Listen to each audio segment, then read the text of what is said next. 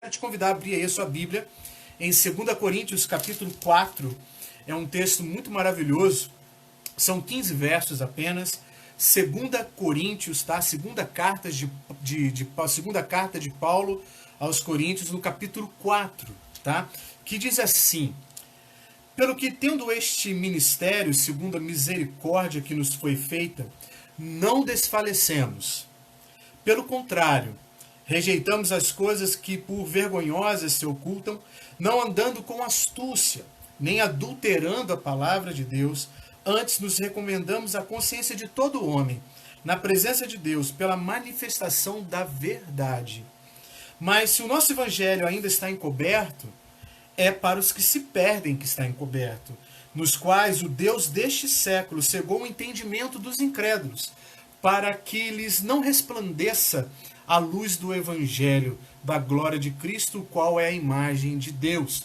Porque não nos pregamos a nós mesmos, mas a Cristo Jesus como Senhor, e a nós mesmos como vossos servos, por amor de Jesus. Porque Deus, que disse, das trevas resplandecerá a luz, Ele mesmo resplandeceu em nosso coração para a iluminação do conhecimento da glória de Deus na face de Cristo. Temos, porém, este tesouro em vasos de barro, para que a excelência do poder seja de Deus e não de nós. Em tudo somos atribulados, porém não angustiados. Perplexos, porém não desanimados. Perseguidos, porém não desamparados. Abatidos, porém não destruídos. Levando sempre no corpo o morrer de Jesus, para que também a sua vida se manifeste em nosso corpo. Porque nós que vivemos somos sempre entregues à morte, por causa de Jesus, para que também a vida de Jesus se manifeste em nossa carne mortal. De modo que em nós opera a morte, mas em vós a vida. Tendo, porém, o mesmo espírito da fé, como está escrito: eu criei, por isso é que falei. Também nós cremos, por isso também falamos, sabendo que aquele que ressuscitou o Senhor Jesus também nos ressuscitará com Jesus e nos apresentará convosco. Porque todas as coisas existem por amor de vós, para que a graça, multiplicando-se, torne abundantes as ações de graças por meio de muitos, para a glória de Deus. Esse é um dos textos que eu particularmente amo. E nos dias que nós temos vivido, né, eu tenho procurado buscar textos na Sagrada Escritura que nos traga esse entusiasmo, esse fortalecimento, essa graça, essa sabedoria que vem do alto. Ou melhor, não é uma alta ajuda, é uma ajuda que vem do alto. Então, que o próprio Deus, que nos providencia o cuidado, o recurso, o livramento, Ele mesmo vai nos alimentar espiritualmente nesse tempo.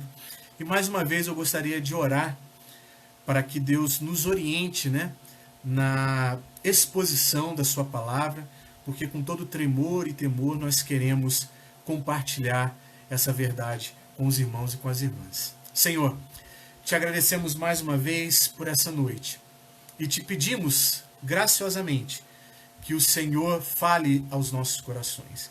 Ó Pai, o teu povo que aqui está reunido nessa noite, nessa live, não está atrás, ó Pai, de homens, nem de palavras humanas, mas de palavras realmente que vêm do alto, que nos darão socorro, que nos darão ajuda.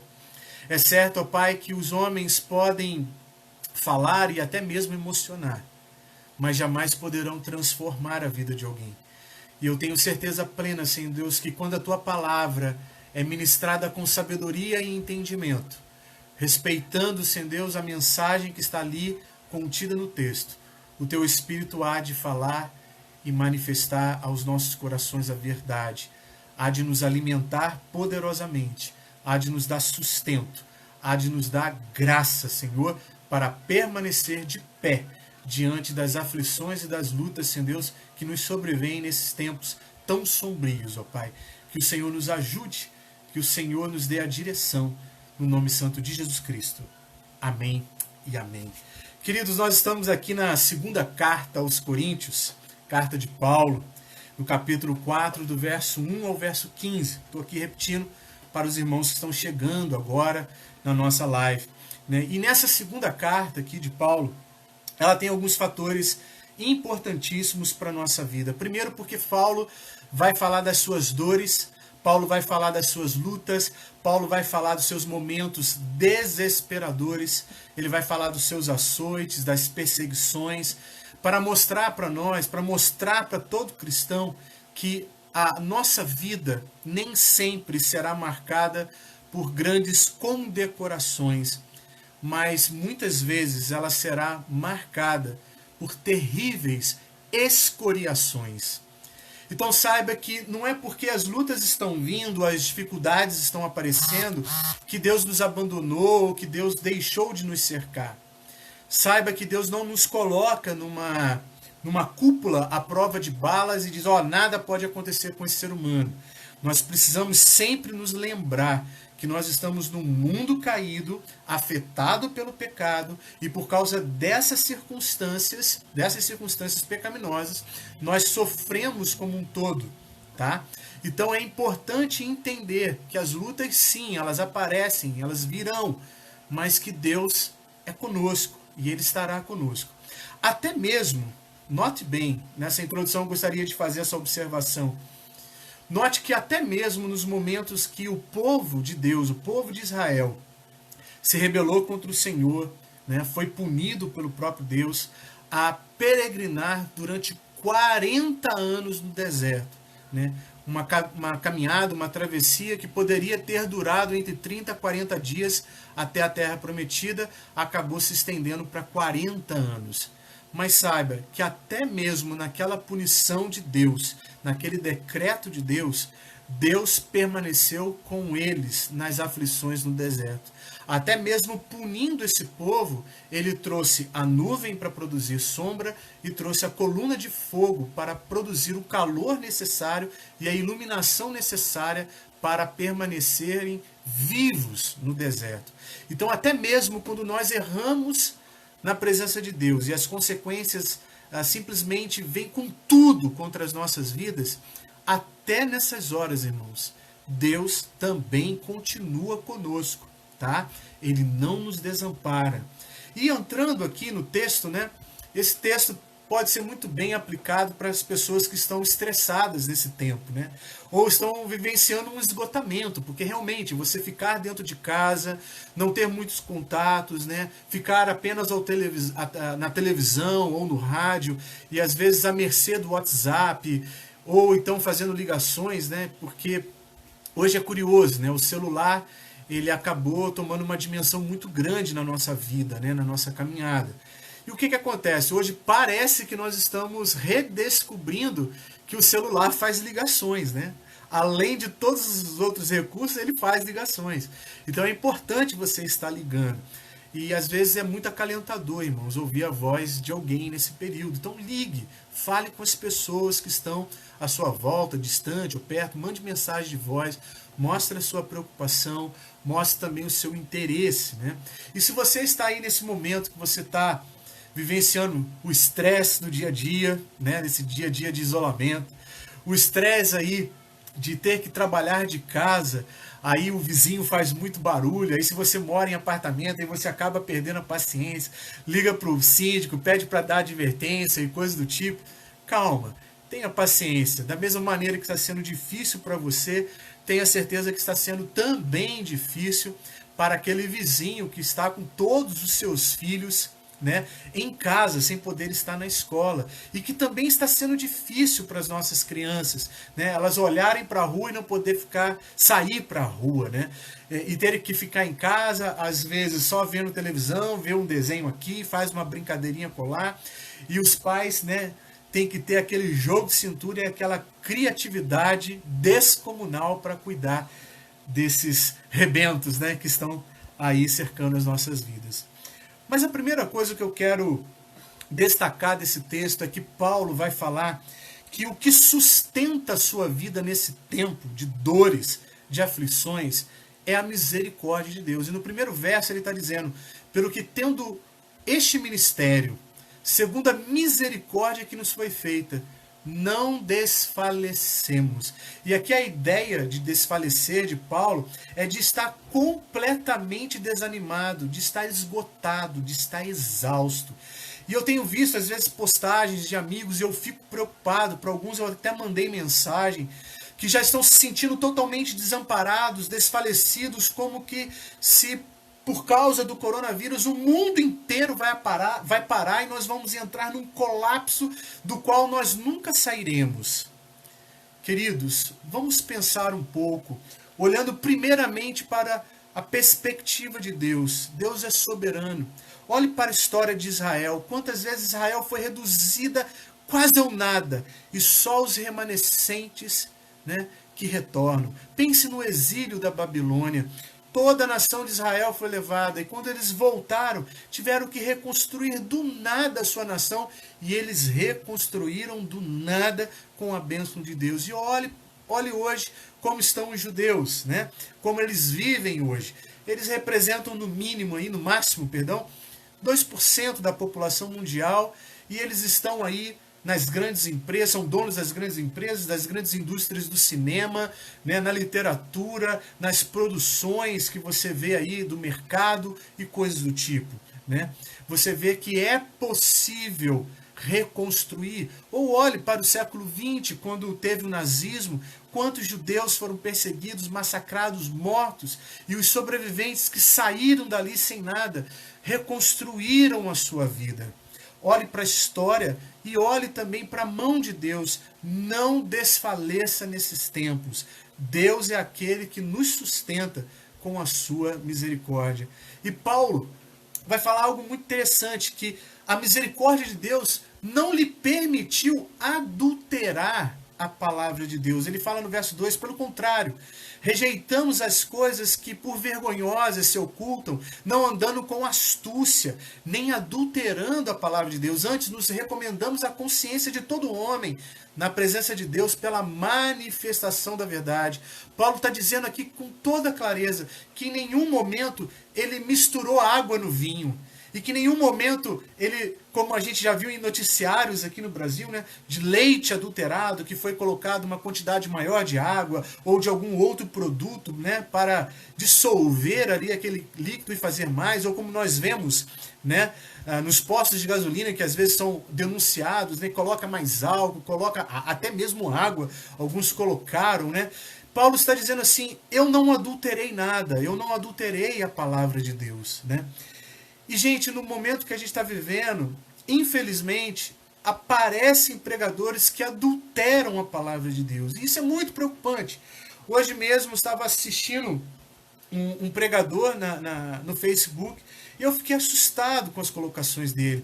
E ele começou a orar pelo coronavírus, aí ele começou a fazer uma oração totalmente esquisita. Eu amaldiçoo o coronavírus, eu decreto a sua destruição. Irmãos, o próprio Deus, Cristo Jesus, a imagem perfeita do Pai, aquele que revelou a graça de Deus para nós, ele mesmo disse que nós teríamos fome e epidemias. Agora, como que uma coisa vai entrar em contradição com a outra? Aquilo que Deus decretou lá atrás, ninguém vai mudar. Nós vamos simplesmente passar por esse tempo, por essa etapa de cabeças erguidas, sem adulterar a palavra, mas pelo contrário, servindo palavra consistente, com substância para todo o povo de Deus, como diz o nosso amado reverendo Jeremias, lá da 8ª Presbiteriana de Belo Horizonte. Paulo também fala que a misericórdia de Deus não lhe permitiu se autopromover. Olha que curioso. O próprio Deus guardando a sua vida para que ele não se autopromovesse, para que ele não adulterasse a palavra e para que ele continuasse firme no propósito de pregar a mensagem correta, aquilo que ele recebeu de Deus. E é tão curioso que é nessa carta também, lá no capítulo 12, que Paulo vai falar do seu espinho na carne. E como que Deus misericordiosamente providenciou para a vida dele uma forma de não se autogloriar e nem de adulterar. Foi com um espinho na carne. Foi através de uma luta. Foi através de uma dificuldade. Agora tente imaginar você, com esses pregadores que a gente tem aí de televisão, que são os super-homens, que expulsam demônios daqui, de lá. Paulo vai dizer no texto de 2 Coríntios 12 que vinha um demônio e esbufeteava a sua cara, dava tapas na sua cara. Agora tente imaginar um pregador hoje chegar e dizer assim: eu estou sendo esbofeteado pelo inimigo. Nós iríamos dizer o que sobre ele, né?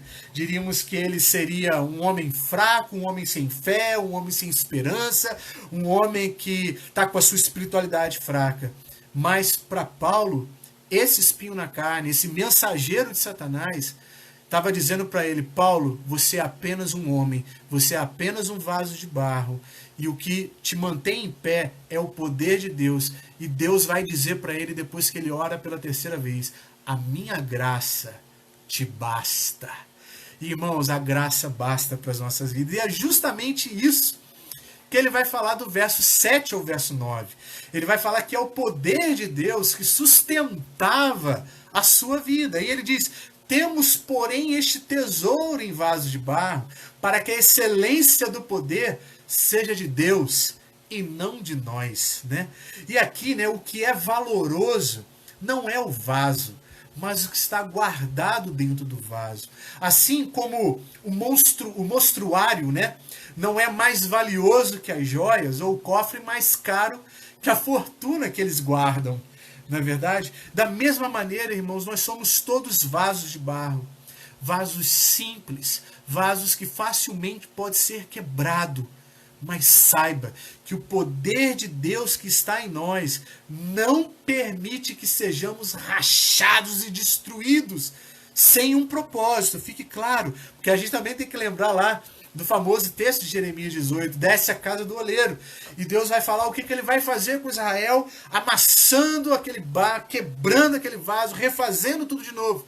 Mas olha, quando Deus faz essas coisas, ele reconstrói. Ele nunca nos deixa plenamente e eternamente no pó. Ele sempre vai nos reerguer. E é justamente isso que Paulo vai falar, desse poder que é manifesto nas diferentes lutas da vida dele. Ele fala: em tudo somos atribulados, a parte A do verso 8, porém não angustiados. Ou seja, ser atribulado é ser espremido, pressionado com firmeza, como você esmaga as uvas. Mas ele fala assim: mas não ao ponto de sermos angustiados. E aqui pode ser traduzido como ser dolorosamente restringido em espírito. Aqui, então, a ideia de Paulo é que podemos ser pressionados como uvas, são pisadas, pisoteadas, mas jamais completamente esmagados. Olha que coisa tremenda. As lutas, as tribulações da vida podem simplesmente nos pressionar, mas jamais irão nos esmagar por completo. E nas crises do dia a dia, a parte B ele fala: perplexos, porém não desanimados. E perplexo aqui é estar em dúvida, é não saber que caminho tomar, é achar-se às vezes perdido, é não saber o que decidir e o que fazer. E, por exemplo, quando você vê as notícias hoje, né, ou como você tem acompanhado ao longo da semana, nós ficamos perplexos, nós não sabemos ao certo que decisão tomar, porque se saímos à rua, podemos nos contaminar e contaminar a outros. Mas também, se ficamos dentro de casa e não podemos mais sair para os nossos trabalhos, corremos o risco também de que a economia do nosso país quebre, né? Mas aí, Paulo está dizendo assim: podemos ficar numa situação que nós não sabemos o que decidir. Olha, gente, há espaço para dúvida na nossa vida, viu? Há espaço para não saber. E saiba, todo líder religioso que se coloca na posição de sabichão, desconfie. Desconfie das pessoas que querem trazer respostas a todo tempo para perguntas que não foram feitas. Cuidado, há espaço sim para dúvidas. Há espaço para o não saber no nosso coração, porque somos humanos, somos vasos de barro e não saberemos de tudo, e tudo não está revelado. Existem coisas que Deus não nos revelou e não nos revelará, e nós teremos que viver com esta consciência de que o Deus que não revelou e que nas horas nós não sabemos o que fazer, podemos confiar no Deus que é bom e perfeito, porque nada está fugindo do seu controle, da sua soberania, da sua graça e do seu puro amor. E ele fala, né, aqui, perplexos, porém não desanimados.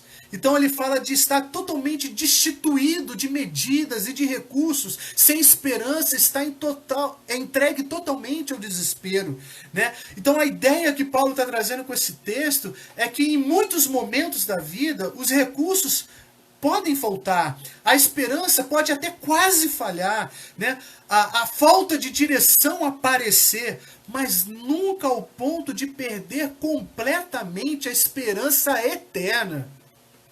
Nunca nesse ponto, nunca no ponto de se perder completamente na jornada, porque o poder de Deus está sustentando os seus vasos de barro. Então entenda isso, se você é um vaso de barro, você está sendo sustentado pela graça e pela misericórdia desse Deus. E nas perseguições implacáveis do dia a dia, o que a palavra de Deus nos diz no verso 9? Olha lá, perseguidos, porém não desamparados, né? Aqui a ideia da perseguição, né, é de correr atrás até capturar, né? É como aquele animal que fica na espreita, aquele predador, como o leão, por exemplo, né? Que fica ali só esperando a presa passar, simplesmente desatenta, e ele vai ali devorá-la, né? Podemos ser perseguidos até mesmo dessa forma, mas nunca desamparados, né? Ou seja, ser totalmente desertados, ou seja, deixados em tão grandes dificuldades, em total desamparo, em total abandono, que não temos aonde nos apoiar, né? Então calma, porque a ideia aqui do texto é, olha, podemos ser perseguidos e até mesmo ser capturados, mas Deus não permitirá que o seu povo esteja totalmente desamparado a ponto de não haver escape. Olha que curioso, irmãos. Houve momentos na história de Paulo que ele foi liberto de prisões. Houve momentos em que ele foi apedrejado e foi liberto da morte no último segundo. Mas também houve o último momento em que era da vontade de Deus que ele morresse como mártir para a glória de Deus. Mas até o último momento, se você ler a segunda carta de Paulo a Timóteo, você vai ver que ele está falando assim, eu estou me entregando como um sacrifício, como uma libação na presença de Deus. E até ali, naquele momento, até o último instante em que ele vai ser decapitado pelo Império Romano, né? Ele até o último segundo mantém a sua esperança viva e ativa no Deus que ressuscita os mortos. E ele entende plenamente que a sua morte, a sua entrega ali era necessária. Então entenda que Deus sim, ele vai nos livrar. E como eu sempre brinco, né? Lázaro foi ressuscitado dos mortos 4 dias. Ele estava 4 dias morto, já estava cheirando mal. Mas saiba, todos aqueles que receberam cura, todos aqueles que ressuscitaram e que são relatados nas Sagradas Escrituras, voltaram a morrer. Por quê? Estamos nesse mundo caído, afetado pelo pecado de Adão, e teremos que passar por experiências dolorosas. Mas saiba, nunca passaremos por experiências que vão simplesmente nos anular ou nos destituir de qualquer amparo completamente. Sempre seremos assistidos por Deus, porque Ele sabe que nós somos vasos de barro, e qualquer coisa pode quebrar um vaso de barro, mas não quebrará, porque o seu poder está sobre as nossas vidas e dentro desse vaso, dentro das nossas vidas, que é o Espírito Santo. Outro aspecto muito interessante é nos momentos de prostração. Olha só, parte B do verso 9 de 2 Coríntios capítulo 4. Abatidos, porém não destruídos. Ou seja, o ser abatido aqui traz a ideia de ser arremessado contra o chão, ser lançado ao chão. Né? Muitas vezes acontece isso, tem uma dificuldade, uma luta que nos lançam ao chão, mas não destruídos, ou seja, a ponto de nos matar, né? Ou então a ponto de nos declarar como alguém entregue totalmente à morte ou totalmente perdido. Deus estará conosco em momentos como esse. Podemos passar por esses momentos e que poderemos ser lançados ao chão, mas não a total desesperança. E aí, o terceiro aspecto desse texto, né, o primeiro, Paulo vê que o seu ministério é sustentado pela misericórdia. Depois, num segundo momento, Paulo está dizendo que ele é sustentado pelo poder de Deus. E em terceiro lugar, ele fala que a promessa de Deus é o seu sustento. E lá no verso 10 ele diz assim, levando sempre no corpo o morrer de Jesus. Olha só que interessante. Paulo tinha diante de seus olhos essa perspectiva. Ele não nega a realidade. Irmãos, uma das coisas mais dolorosas para nós, que nós podemos até adoecer emocionalmente, é negar a realidade. Não negue a realidade está posta. Conforme eu preguei no domingo, né? Pensar no que é verdadeiro. A realidade é essa. Então nós vamos olhar para a realidade, mas ao mesmo tempo vamos pensar em coisas boas, nós vamos pensar em coisas dignas, em coisas amorosas, em coisas que vão nos dar sustento espiritual. E ele continua, para que também a sua vida se manifeste em nosso corpo. A perspectiva de Paulo é que Cristo simplesmente se manifeste através da vida dele. E tu pode ter certeza de uma coisa, Cristo experimentou a mesmíssima coisa na sua história e na sua vida. Verso 11 ele vai dizer, porque nós que vivemos somos sempre entregues à morte por causa de Jesus, para que também a vida de Jesus se manifeste em nossa carne mortal. Então aqui, Paulo trabalha com a promessa da ressurreição e com a promessa da vida eterna. E tudo isso com base no amor de Deus. Tá? É engraçado que na primeira carta de Paulo, em Coríntios 15, ele fala que se nós vivemos apenas com os olhos nas coisas desta vida, nós somos os homens mais infelizes da face da terra. Porque se só as coisas dessa vida vão nos dar o devido sustento, então, infelizmente, temos uma triste notícia. Elas não vão nos suprir eternamente. A maior prova disso é o momento atual da nossa história. Né? E Paulo se apoia nessa promessa, ele se apoia nessa graça eterna, que é a vida eterna. Em quarto lugar e último, né, Paulo ele vê as coisas e a vida, né, como apóstolo, da perspectiva correta, ou seja, da temporariedade das lutas que lhe dava um novo ânimo. Então, uma das coisas que podem nos ajudar a ter ânimo nesse momento é entender a temporariedade das coisas, das lutas dessa vida. Veja, ele fala no verso 16 de um corpo fraco, mas de um espírito renovado. Ele fala, por isso, não desanimamos, pelo contrário, mesmo que o nosso homem exterior se corrompa, contudo, nosso homem interior se renova de dia em dia. É curioso, né, que o nosso corpo pode se abater, o nosso emocional pode se abalar, sentirmos exaustão, cansaço, fadiga, estresse, até mesmo entrarmos numa síndrome de burnout, ou burnout, como alguns gostam de dizer. Mas é importante saber que se nós olharmos as coisas da vida da perspectiva correta, nós vamos entender que elas são temporárias e que não podem ser comparadas à glória do porvir, à glória de Deus. Né? E ele fala mais, que o presente pode ser doloroso, mas o futuro que nos é prometido é glorioso. E o verso 17 diz assim, porque a nossa leve e momentânea tribulação produz para nós eterno peso de glória acima de toda comparação. são. Que texto maravilhoso.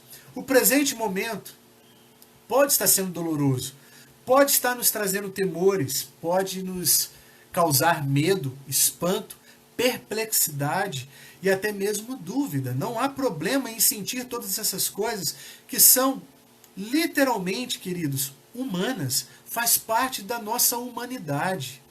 Entenda isso, né? Até mesmo o próprio Cristo, diante da sua grande provação no Getsemane, ele vai dizer, Deus, simplesmente ele vai dizer, Senhor, se possível for, passe de mim esse cálice. E na cruz ele vai dizer, Deus meu, por que me desamparaste? E uma coisa que eu sempre gosto de dizer, à luz desse texto, é a seguinte, quando Jesus está dizendo, Deus meu, por que me desamparaste? Que é uma citação do Salmo 22, né? E o Salmo 22, logo em seguida, tem o Salmo 23, que é o Salmo do Bom Pastor, né? Jesus experimenta o total desamparo para que o seu povo jamais experimente tal coisa. Ele experimenta na cruz o total desamparo do Pai, como que acontece na revelação do inferno. No inferno há total desamparo de Deus. Apenas a justiça e a ira santa de Deus que se manifesta ali. Mas para aqueles que creem, para aqueles que têm esperança, para aqueles que são justificados pela fé no Senhor, tem essa palavra. O presente pode ser doloroso, mas o futuro é glorioso. E depois ele contrasta as coisas visíveis com as coisas invisíveis. Verso 18. Não atentando nós nas coisas que se veem, mas as que se não veem, porque as que se veem são temporais e as que não se veem são eternas. E aqui é maravilhoso. Nós estamos, com certeza, nesse momento, sendo movidos pelo medo. Não é verdade? Normalmente quem luta de maneira ferrenha, fica em casa, está expressando ali o seu medo. Quem fala, não, vamos sair, vamos trabalhar, volta tudo, para isso não pode parar, também é o medo que está nos cercando, que está falando alto, o medo do que pode acontecer ainda ali na frente. Mas deixa eu te dizer uma coisa. À luz de tudo isso que nós estamos falando, Paulo vive na perspectiva da misericórdia de Deus, do poder de Deus, da promessa de Deus e da perspectiva correta sobre as coisas dessa vida que são temporais. Essas coisas todas vão passar, mas aquilo que os nossos olhos não veem hoje, que é a eternidade, isso sim que deve ocupar o nosso pensamento e o nosso sentimento. Talvez uma das grandes palavras de sabedoria para o nosso tempo, para o nosso dia, né? Seriam as mesmas frases de Jesus: basta cada dia o seu mal. Vamos viver na perspectiva das Escrituras. Vamos viver cada dia, porque nós não sabemos o que vai acontecer amanhã, nem depois de amanhã. E deixa eu te dar uma triste notícia, meu irmão. O futuro, guarde bem isso que eu vou te falar. O futuro, para nós, humanos, vasos de barro, ainda não existe. O futuro só existe para Deus. Porque Deus já está no futuro e já decretou todas as coisas. Então tenha paz no teu coração. Vamos viver cada dia sem ficar ansioso, preocupado em excesso com o amanhã.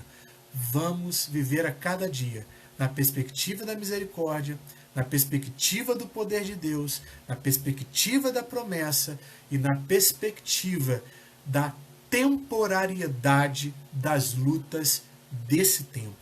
Tudo isso vai passar. Tá ok? Vamos orar mais uma vez ao nosso Deus. Você que está aí conosco, pode escrever, mandar mensagens aí para nós. Estou muito contente vendo aí irmãos e irmãs que eu não vejo já há um bom tempo, né? Vi aí o pastor Rogério, lá de Petrópolis, meu amado irmão. Eu quero fazer aqui uma menção ao Rogério, né, para os irmãos aqui da Igreja Presbiteriana de Jacareí, em São Paulo, que não o conhecem. Se hoje eu sou o que sou, eu devo a esse homem, viu? Porque ele era o professor da escola dominical, ele que me indicava livros, ele que me encorajava a estudar, ele que me encorajava a ser um grande homem de Deus e aplicar ao meu coração os estudos. E eu confesso aqui, né, e com, vamos colocar assim, né, como a gente falava lá na Metodista de Cascatinha, em Petrópolis, com orgulho santo. Se é que existe algum orgulho santo, né? Mas com orgulho santo dizer que o Rogério, para mim, foi uma referência. Eu me espelhei na vida dele e simplesmente segui os seus conselhos e hoje sou muito abençoado, né, por ter seguido referências tão maravilhosas como Rogério, Jordânia, né, Josilene, César, que hoje está lá no Paraná junto com a Paula e outros mais, né? Deixa eu beber um pouquinho de água e vamos orar logo em seguida. Maravilha, vamos orar? Senhor nosso Deus e Pai, te agradecemos por essa noite, te agradecemos pela tua palavra, que mais uma vez o Senhor alimente a nossa alma, nos dê esperança, Senhor, porque é o que nós precisamos desesperadamente nesse tempo, porque as lutas podem ser grandes, elas podem ser esmagadoras, elas podem ser maiores do que nós. Senhor, as circunstâncias podem ser, inclusive, mais duras, Senhor, do que aquilo que constitui o que nós somos, vasos de barro. Mas sabemos que o teu poder, o teu Espírito que habita em nós, há de nos sustentar pela tua misericórdia, promessa, poder e com a visão certa do que nos acontece. Eu te peço, Deus, oração, te peço, Senhor, que o Senhor simplesmente abençoe o teu povo para a glória e honra do teu santo nome. Eu assim oro agradecido no nome santo de Jesus. Amém e amém.